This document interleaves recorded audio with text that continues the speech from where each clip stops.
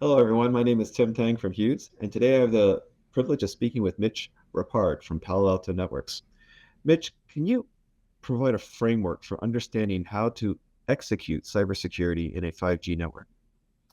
Yeah, so as we look at a 5G network and the security requirements that exist there, there's numerous layers that we want to apply security. So first and foremost, we want to make sure that the packet core, the mobile network, is secure. Nothing's going to work if the packet core is down, right? So we want to make sure that any attacks from the adjacent areas like the radio access network, the RAN, or the services running on the local area network are ineffective against the packet core. We also want to make sure that the traffic, once it's allowed onto the network and we have valid flows, that we know what that traffic is and we're able to apply zero trust principles to that traffic and eliminate as much implicit trust as we can from the data on the network. Uh, Also, it should be easy to deploy. We really don't want super complicated, solutions where it takes days and days to deploy. We want this to be able to come up in minutes and hours. So some sort of collaboration often between the security component and the packet core is very useful. Then lastly, I'd probably highlight that automation is key as well. So the ability for automated responses to some sort of security event, automated orchestration, automated posture changes, those sorts of things where we can respond at machine speed to what we see on the network versus human speed, where if there is an attacker, you're going to lose every time. That's also very, very important. Mitch, you've laid out some pretty meaningful challenges. How would one go about executing and implementing a solution like this?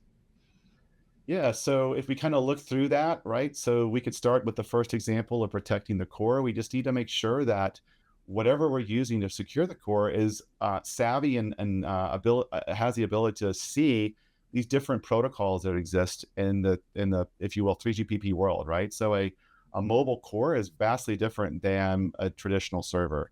So there's all kinds of strange protocols like GTP and GTPC and SCTP that these security sensors should be able to understand and look for attack vectors across those protocols and that communication link. Of course, zero trust is very, very important as well. We want to make sure that we not only identify all the applications on the network, but also we understand if there's a user behind the device, who that user is. Is that user allowed to get to that asset? We know the user is probably authenticated or the device is authenticated because this is SIM-based, devices, but we don't want to stop there. We want to make sure that the traffic is going to the destination it should be, that the device is the device that we think it is, and really remove that implicit trust that's on the network.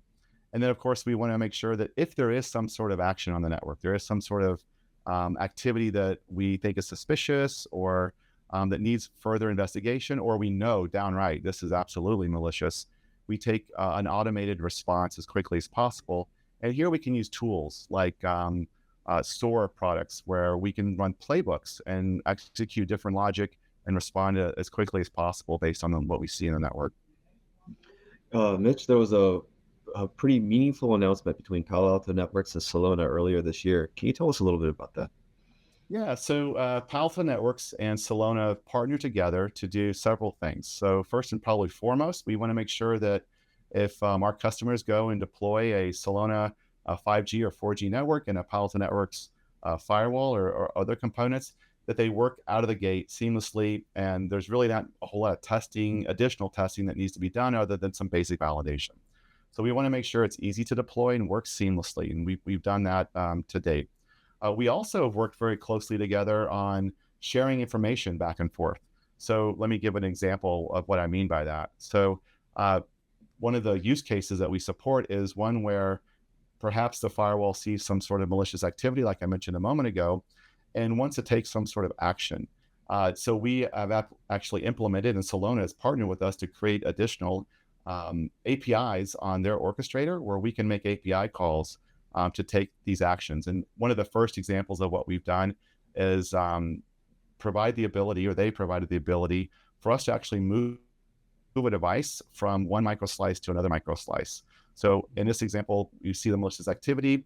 We think, okay, let's move into a quarantine device where their blast radius is greatly reduced. And so we make an API call and we see that device get moved. And then, of course, further investigation can happen after that move is made. This is really talking about trying to make the 5G world as simple as basically managing and today's networks, today, land-based networks today.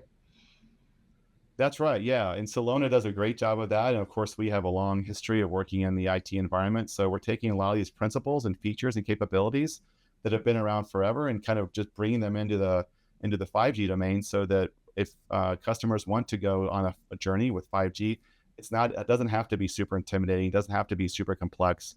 It can be a straightforward journey where you have the expertise of these two companies alongside you to make it as easy as possible. Mitch, thank you very much for taking the time to speak with us. Everyone, I've been speaking with Mitch Rappard from Palo Alto Networks, and been talking about how to execute private cybersecurity in a private 5G network. How do we simplify the complexity and make it easier and make this technology safe and more accessible?